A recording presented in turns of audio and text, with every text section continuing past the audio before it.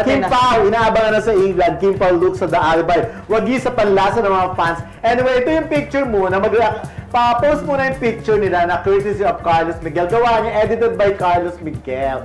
So, pag ganyan yung look, no? Pero tingin ko, yan naman talaga yung final look. Although, inedit lang ni Carlos Miguel. So, ano ang masasabi mo? Doon muna sa England, yung inaabangan na sila. Ito po ang ating unang balita. Ay, focus mo na. Ayan. Ito po ang balita natin sa hapong ito. At yun nga po, ang Kim Pao ay meron na silang look test. At ito na nga po ang kanilang look test. At napakaganda. At talaga nang pinusuan ng mga netizen ang kanilang look test. Ngayon, so back to me. Back to me. Hindi, ako talaga, ano mo, matagal na silang gustong mapanood na lagi nag-show, di ba? Kasi last na nung mga promo, and this time, mga asap-asap na yan. So, sila may rapport na eh. More or less, alam na natin kung ano ang gagawin nila, di ba? Pero ako gusto ko naman sila makitang nagsasayaw. Kaya ako si Paolo, pagpagsayawin mo. Kasi siyempre, alam na natin kung paano sila magpakilig eh. Yung talagang, lalo si Paolo, damang, gamay na niya yun. Di ba nagsayo na nga si Paolo noon, talagang awkward. Yes. Kasi wala na for the sake of papagbigyan lang talaga ang trip ng mga writers ng ASAP. Noon, di ba, pinagdamit pa nga siya ng babae, di ba? Pero ngayon, hindi Pero ngayon parang, ewan ko, parang ganun, okay na yun. Si Paolo kasi di mo naman mapipilit yan kung talagang hindi niya gusto. Pero sa akin, parang hindi mapipilit. Pero mas maganda nga na sumayaw nga. Para may iba naman. Para mas madagdagan yung kilig. Pero yun nga, nakita ko na ang ganda ni Kim, no, parang ibang-iba siya. Yeah. Hindi na siya yung Kim na nakikita natin nung sa My Love Will Make You Disappear. At parang hindi na si Kim na nakikita natin nung mga nakaraang buwan. Yun ang sinasabi kong reinvention. Kailangan talaga, nire-reinvent mo yung, katulad yan, tama ka, ang natatandaan mo na ngayon ay itong itsura niya ngayon, yung character niya ngayon. Medyo pinpahinga mo na yung mga itsura niya sa mga nauna niyang project. At least ngayon pa lang, effective na. Yes. Sana din, mag-iba rin ng style ng pananamit ngayon si Kim. Habang pinopromote yung The Alibi. Kung ano yung character niya sa The Alibi. Kung ang character niya ay maharot. Oo, dapat yung mga makiri. Oo, mga ganon, mga pakita ng skin, mga ganon. Wag mo na siya mag-Korean style or mga ganon. Wag mo na siya mag-Jenny. So ano dapat? Mga miniskirt din, tapos may mga... Naging miniskirt siya, basta ewan ko. Sumasakit ang ulo ko eh. Hindi ka... Pinag-iisip mo. Kasi di ba minsan nag-boots siya na knee-high na boots. Oo. Pinagsus siya sa Showtime. Kasi siya lang naka-boots. Sa lahat. Majorette. Siya lang talaga majorette. Hindi, ako gusto ko yon. At least si Kim, marunong siyang i-reinvent ang sarili niya. Ramdam mo na talaga na alam niya kung paano mas magtatagal siya sa showbiz. Kasi sa showbiz talaga, uso ang reinvention. Hindi pwede yung kung ano ka na noon. Dapat paiba-iba ang look mo, paiba-ibang itsura mo. Diba? Katulad, diba, ikaw, iba itsura mo noon, iba itsura mo ngayon. Mas maganda ka ngayon, diba? Kumpara noon. Kaya hindi na po kami talaga, pag may nag-offer po talaga na magsama kami ni Ray Langit sa isang show, hindi ko tatanggapin. Ayoko mag-tandem kami. Diba po, tapos ngit. Tsaka! Pinupuwag ko ang sarili ko, di ba? Ayan. Nagutom tuloy ako. Mamaya, game. Hindi, pero sa totoo lang, si Kim naman talaga, ang galing-galing niyang i-reinvent ang sarili niya. Noon, hindi natin alam na gagaling pala mong dancer itong si Kim. Di ba? Ang galing-galing niya. Talagang kinakarir niya kung ano man ang ibinibigay sa kanyang talent. Kunwari, natoka siya dun sa ganito, kinakarir niya yung pinag-aaralan niya. Diba? At kung meron siyang isang gustong gawin, like gusto niya mag-workout, kinakarir niya yan. Kung gusto niya magnegosyo, kinakarir niya yan. Pagdating sa love life, naku talaga namang kinakarir. Kaya diba, ito nga si Paolo, eto ang dami naman natin mga nakukuha talaga bagong chika. Naku, malalaman na nila kung sino kasi puro pagkain, di ba ang inaano natin. Araw-araw na pala talagang pinaghahanda ni Kim, hindi lang paminsan-minsan. Paano na malalaman? Siyempre insider yung ano ko dun sa So, sa catering ba yan? Ha? Kasi pagkain eh. Hindi, basta. Hindi sa kaibigan. Hindi, meron kasi mga iba-iba kasi yun. Kaibigan ng caterer. Mga ganon. Hindi rin kaibigan ng caterer. Basta meron. Kasama ka rin sa pagkain. Oo. Basta sa pagkain, sa mga supplies. Yes. Okay. Sa mga supplies, doon nakikita nga nila si Kim na piniprepare talaga. Yung alam mo yung pagmamahal talaga, yung masusi. Pero nagsusubuan ba sila? Ha? Nagsusubuan. Sinusubuan ba ni Kim kasi si Paolo and vice versa? Kasi yung pagkain kasi dinidiretso na dun sa sa kanilang mga holding area. So hindi sila nakikita pag kumakain Hindi sila nakikita kumakain. Ang mga kumakain lang nakikita na dun sa, yung mga staff lang, yung mga nasa production. Pero yung mga artista, dun sa may holding area. Pero ako maliban na lang na kayang subuan ni Paolo si Kim. Kasi si Paolo, he's the type na nonchalant yung dating, pero malambing eh. Medyo clingy. Kunwari ako si Paula, tapos ikaw si Kim gagawin. Suba! Hindi, ako tingin ko nonchalant yung dating, pero alam mong maasikas at malambing. Kayang-kaya niyang gawin. Ay, oo naman. Si Paula ganun lang siya, pero kita mo naman, di ba, todo alalay kay Kim. Yes. Washa Pakels. Kahit artista siya, kahit equal lang sila ng billing sa serye ni Kim at isa rin sa mga big star ng ABS-CBN, Washa Pakels, di ba? Tsaka kita mo naman yung mga guests. Nasikasuhin, alagaan si Kim. Oo, yung mga guesters. Bumabawi naman. Bumabawi naman si Paolo sa mga pag-aasikaso kanya ni Kim. For sure, pati doon sa pananamit, pati sa pananamit, sa choices of outfit ni Paolo para serye, ayun, inaano niya yun. Piniprepare? Hindi piniprepare, inaayos niya. Ni Kim? Ni Kim. Mga ganun. Siyempre, pagkasama sila sa dressing room, alang magkahiwalay pa sila. Oo naman, siyempre. Alam niyo ba kung bakit? Siyempre, nagtutroll lines itong dalawang ito. Kaya, nakita naman natin sa shooting nila, di ba? Isa lang ang kanilang 10, magkasama talaga sila. Pero nakakaloka pag binimake-upan si Kim, nandun din si Paolo, no? Yung bagong pictures na yun. Binimake-upan or kahit wala walang eksena si Paolo, nandun din si Paolo sa set. Tingnan mo, kasi merong kasing yung picture nga, tinapusuan natin yan. Di ba? Di ba? Yung bang inaayos pa? Oo, nasa sulat. Baka kasi kukulutan din siya. Ewan ko nga. Kinukulot ba dyan si Kim? Kasi di ba, kulot na si Kim dyan eh. At may pero yung isang kalahati lang, di ba? Si Paolo kulot ba yung ibabaw niya? Yung ibabaw niya, di ba? Kulot. Ayan. Oo, kinukulot pa lang dito si Kim. Oo, di ba?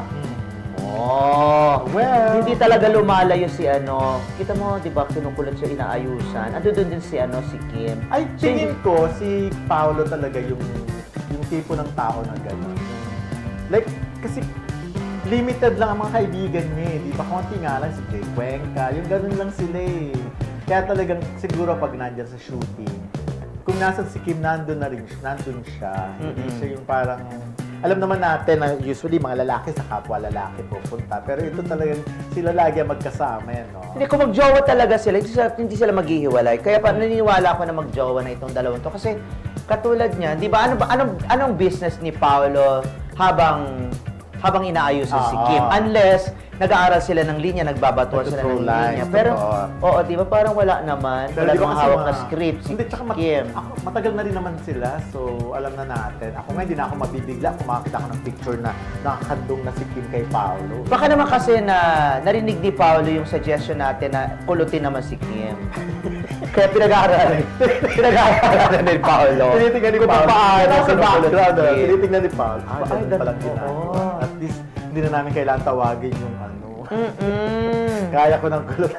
At saka dito, napansin mo parang merong kneecap. Si Kim dito. Ayaw nga. May kneecap siya. Ano kaya eksena ito?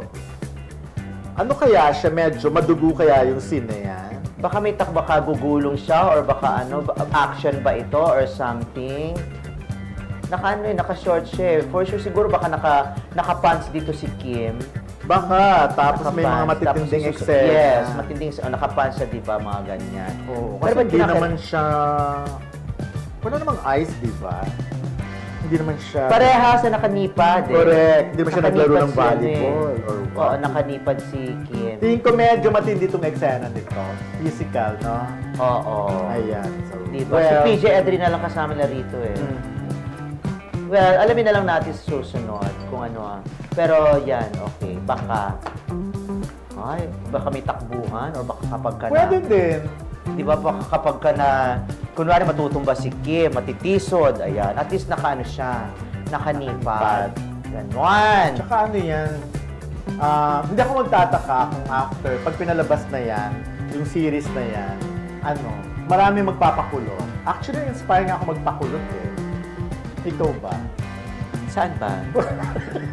Nung kulot ko dito lang ako. Dito yung kulot. Hindi kayo pwede magpakulot. Ang picture natin kapag kayo ito yung kulot tapos ito yung Hindi. Di ba na malaki namang kulot? Di ba? Yung parang kukulutin lang na malaki. One time try natin. Kung ano mga naisip ni Dondo. Bakit na hindi? Bakit hindi na yung kay Paolo? Mag-bounce na lang tayo na parang kulot. Ayun na nga, mag-bounce tayo ng kulot. Hindi na natin kayang kimchi, di naman ganun kahaba. Eh, hindi mo nililinaw. Kala ko naman si Kim. Pinag-usapan natin si Kim. Pero carry natin magkulot dito. Ayan mo. Ay, manipis na nga yung bangs ko eh. Hindi Tapos papakulot ko. May tsura mo kung ano. Ano ba yan? Nasira tuloy. Well, ayan na sa mga naghihintay sa kanila sa ASAP. Nababasa ko sa mga comment, mga messages talagang sobrang excited na sila at talagang gusto na nilang maunang bumili ng ticket sa harapan agad-agad. At sana no, pag dumating ang time, ako magpa-press ko man, kung magkaroon na ng press ko, MediaCon ang The Alibay. Sana umami na itong si Paolo at si Kim. Oo nga. No, dapat umami na sila. Parang feeling ko wala naman dapat silang itago or wala naman silang dapat na... Kasi gano'n din naman yung dilulo ng mga fans, di ba? Yung dilulo nila parang totoo din naman. So, bakit pa kinakailangang itago? Pero sabi nga ng ibang mga fans, mas maganda daw yung privacy. So, okay lang. Mas, kung whatever, total kontento naman tayo na nakikita natin sila na may mga ayuda, na mga romantic nila, mga lambingan at kung anik-anik. At meron pa tayong mga nababalitaan ng mga pag-aasikaso, pag-prepare ng pagkain, pagpapayong at kung anik-anik, tapos pag-alalay habang naglalakad. At eto na nga, di ba nakita natin yung picture na binabantayan pa ni Paolo si Kim. At nag-aaral talaga si Paolo magkulot. Charot. Ayun nga, ano pala, so pag hindi na sobrang busy si Direk Jojo Sag, invite kaya natin siyang guest, tapos gisahin natin siya. Pwede naman. Kaibigan naman natin yun. Ako nakaka-chat ko yun eh. Kaya syempre, pag hindi na siya sobrang busy. Pero syempre, uunahin mo na ni Direk yung MediaCon ng ng The Alibay. Siguro sa kalagitnaan na lang. Kaya lang kasi nakatira sa Laguna si Direk. Pag nandito siya sa QC. Total QC lang naman ang ating Siguro may halfway house yun, no? Malamang. Si Direk. May magandang balita para sa mga tagahanga ng tambalang Kim Chiu at Paolo Avellino sa Canada. Bagamat hindi sila nabanggit sa unang batch ng mga artistang inanunsyo para sa ASAP Natin To sa Vancouver, isang ulat mula sa ABS-CBN News noong Agosto 3, 2025 ang nagkumpirma na kabilang sila sa mga hottest love teams na magpiperform sa event. Ang unang batch ng mga artistang inanunsyo ay kinabibilangan nina Martin Rivera, Regine Velasquez, OG Alcacid, Saja Padilla, Angeline Quinto at Piolo Pascual, pati na rin ng mga new-gen performers tulad nina Darren Espanto, AC Bonifacio, Loisa Andalio, Inigo Pascual, Maris Racal at Kyle Echari. Sa kabila ng hindi pagkasama nina Kim at Paolo sa unang listahan, isang fan na may handle na IMEVVMO607 ang nagpahayag ng pagkadismaya at nagbanta na magpa-refund ng kanilang Diamond VIP tickets kung hindi makakasama ang Kim Pao sa lineup. Ang ASAP Natin 2 sa Vancouver ay gaganapin sa October 18, 2025. Sa Pacific Coliseum, Hastings Park. Sa ngayon, inaasahan ng mga fans na magiging bahagi sina Kim at Paolo ng susunod na batch ng mga artistang inanunsyo para sa event. Patuloy na nag-aabang ang kanilang mga taga-suporta sa mga susunod na update mula sa Kapamilya Network. Medyo nag-aalala ang mga fans ng Kim Pao dahil hindi sila kasama sa unang batch ng artist announcements para sa ASAP Vancouver. Makikita sa mga YouTube fan content ang pamagat na Why are Kim Chiu and Paolo Avellino missing from ASAP Vancouver? Na nagpapahiwatig na mayroong pagspekula na baka sila ay lubos na hindi isama sa unang inaabangang lineup video. Why are Kim Chiu and Paulo Avellino missing from ASAP Vancouver? Ano ang lumalabas sa mga balita at reaksyon sa kasalukuyang unang batch sina Daniel Padilla, Solo Introduction, Don Bell, Donnie Pangilinan at Beli Mariano, at mga kilalang kapamilya royalty tulad ni Martin Nievera, Regine Velasquez, Ogie Alcacid, Zaza Padilla at Piolo Pascual ay opisyal ng inanunsyo. Sa New Gen naman sina Darren Espanto, AC Bonifacio, Loisa Andalio, Inigo Pascual, Maris Racal at Kyle Echari ang kabilang may reklamo na nanggagaling mula sa kapwa mga Kim Pao fans at mga account tulad ng @KimPao832 na maring nanawagan. Open quote, Kim Pao in ASAP Vancouver, Kim Pao, Kim Chiu, Paulo Avellino, ASAP Official at Kapamilya TFC. Ang ilan sa mga fans ay nagbabanta na ipapa-refund ang kanilang VIP Diamond tickets kung hindi may sama ang tambalan sa susunod na announcement. Ano ang masasabi natin sa sitwasyong ito? Naiintindihan ang pangamba at excitement ng fans. Nakakabahala sa kanila ang mighty absence ng Kim Chiu Paulo sa unang lineup. Ang presensya nila noon pa man sa ASAP Vancouver ay malaking inaasahan ng kanilang mga malalalim na taga-suporta. Hindi naman pinal na ang lineup, ipinapaalala ng sources at ng mga video commentary na hindi pa kumpleto ang lahat ng names. May pangalawang batch pa raw na ia-anunsyo, kaya posible pa rin sila ay mapabilang doon sensitibong issue para sa event organizers. Kung patuloy ang matinding pressure galing sa fanbase, malaki ang sansa na magbago ang strategy nila. Maari nilang isama sina Kim at Paulo sa susunod na batch para tugunan ang mga hinaing at mapanatili ang maraming ticket holders. Hindi nabanggit ang Kim Pao sa first batch. Nagkagulo ang mga fans sa Canada. May mga nagbanta ng refund dahil wala pa sila. Hindi pa finalize ang buong lineup. May second batch na asahan. May posibilidad silang maisama pa kung mapansin ng organizers ang fan reaction. Sa tingin ko, may valid concern ng fans. Ang hindi nabanggit sina Kim at Paulo sa unang anunsyo ay maaring nakaalarma lalo sa solid Vancouver fan community. Pero tandaan, hindi pa ito pinal. Malakas ang indikasyon na may susunod na batch ng lineup na maaring magbigay-pugay at magdagdag sa inaabangan na tambalan. Ang pinakamainam na gawin ngayon ng fans ay maging mapagpasensya at abangan ang opisyal na susunod na announcement mula sa kapamilya. If Kim Chiu Paulo are truly finalized in that next update, malaking ginhawa iyon sa mga nag-aalalang fans at magpapatibay pa ng saya sa darating na ASAP Vancouver sa Oktubre.